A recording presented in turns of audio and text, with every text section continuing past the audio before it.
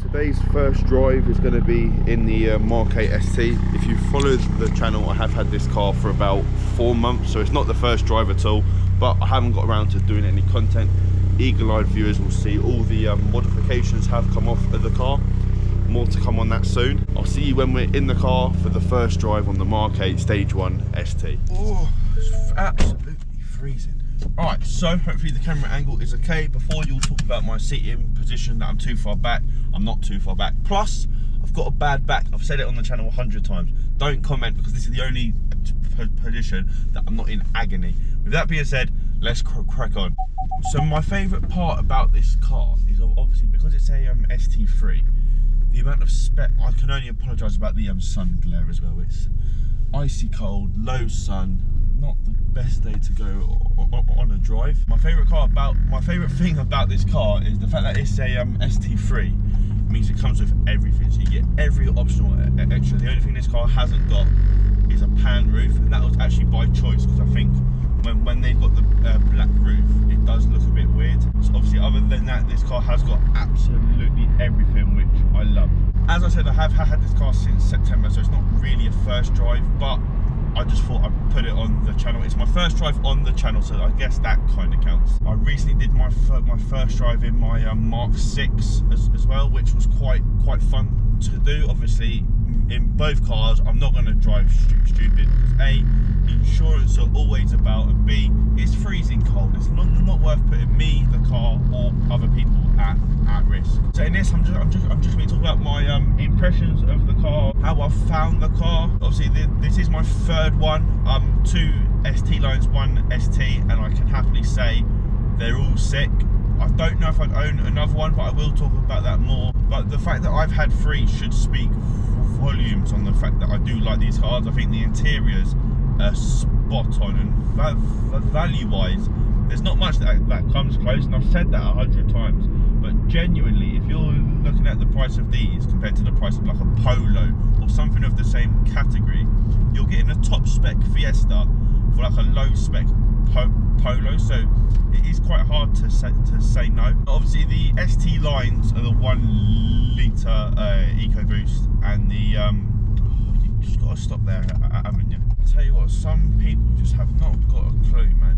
So yeah, the ST lines are significantly slower than these, but for my lifestyle, all I do is poot around town. I don't need the ST. Yes, the ST is fun, it's loud, it's fast, but from a practical side of things, the ST line is just fine. That being said, if you're into cars, you know the practical side of things does not come into play at all. So far, I have really enjoyed my time with this car. There is some news coming out on this car in a couple of days, so stay tuned to the channel.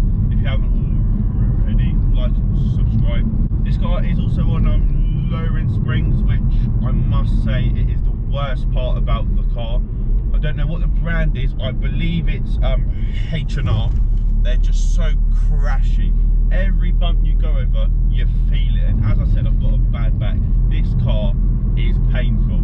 I don't know if that's what all the springs are, or just this brand in specific, but my personal opinion, especially considering the Mark 6 is on coilovers as low as they go, and I prefer driving that to this. Maybe that's personal preference. I guess if you're on track or something, this kind of suspension is like the best, but I ain't taking a 3-cylinder EcoBoom on track.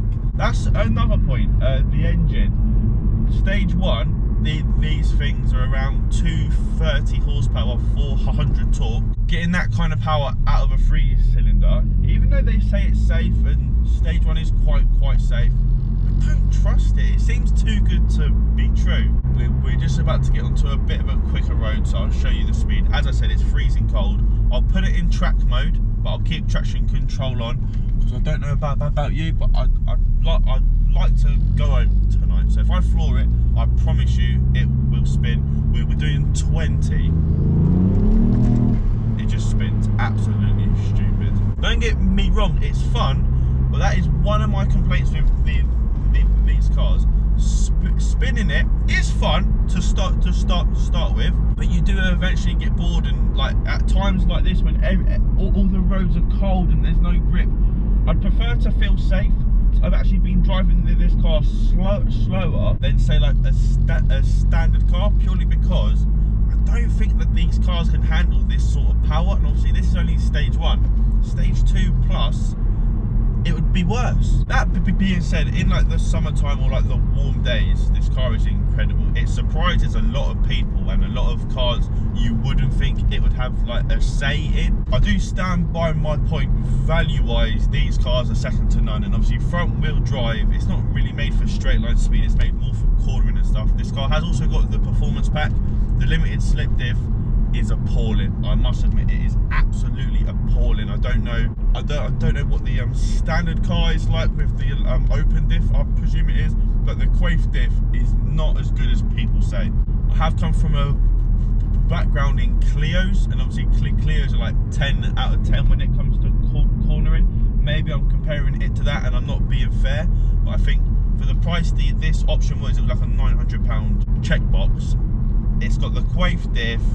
I'm not impressed, I must admit. Maybe the stage 1 does compromise the quality of the diff. Obviously the diff is made for standard power, so if you add more power, maybe the diff struggles. I'm not sure, but my personal point of view with the stage 1 car with the quaif diff, it's absolutely, it's not bad, but it's not amazing. With all that being said, I do hope you've enjoyed all the content that's come on this car and all the content that is going to come. As I said, stay tuned. There is big news coming for both of my cars in the next couple of days. So hopefully you enjoy that. Hopefully you've enjoyed this. Leave a like and subscribe. Hopefully I will see you again. Cheers.